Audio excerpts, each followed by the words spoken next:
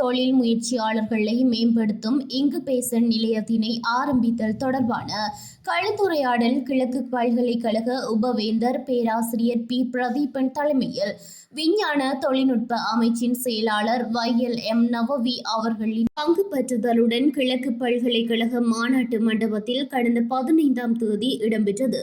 கிழக்கு பல்கலைக்கழகமும் விஞ்ஞான தொழில்நுட்ப அமைச்சும் இணைந்து கிழக்கு மாகாணத்தில் தொழில் முனைவு, புதுமை மற்றும் நிலையான பொருளாதார வளர்ச்சியை ஊக்குவிப்பதற்கான இங்கு பேச நிலையம் கிழக்கு பல்கலைக்கழக தொழில்நுட்ப பீட வளாகத்தில் எதிர்வரும் 25ஆம் தேதி ஆரம்பித்து வைக்கப்பட உள்ளதுடன் மட்டக்களப்பு மாவட்டத்தின் உள்ளூர் தொழில் முயற்சியாளர்களின் உற்பத்தி பொருட்களின் கண்காட்சியும் இடம்பெற உள்ளன.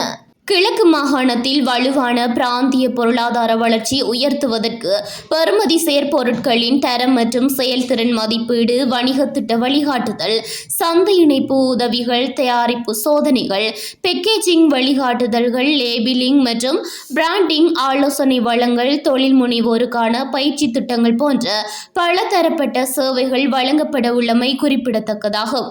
இந்நிகழ்வில் கிழக்கு பல்கலைக்கழக தொழில்நுட்ப பீடாதிபதி டுலங்க மேனிக்கே குனுபோலகம, கிழக்கு பல்கலைக்கழக பதிவாளர் அமரசிங்கம் பகீரதன், விஞ்ஞான தொழில்நுட்ப அமைச்சின் உத்தியோகத்தர்கள், மட்டக்களப்பு மாவட்ட விதாதா உத்தியோகத்தர் கே. இலக்கணகுமார், பிரதேச செயலக விதாதா உத்தியோகத்தர் மற்றும் பலர் கலந்து கொண்டனர்.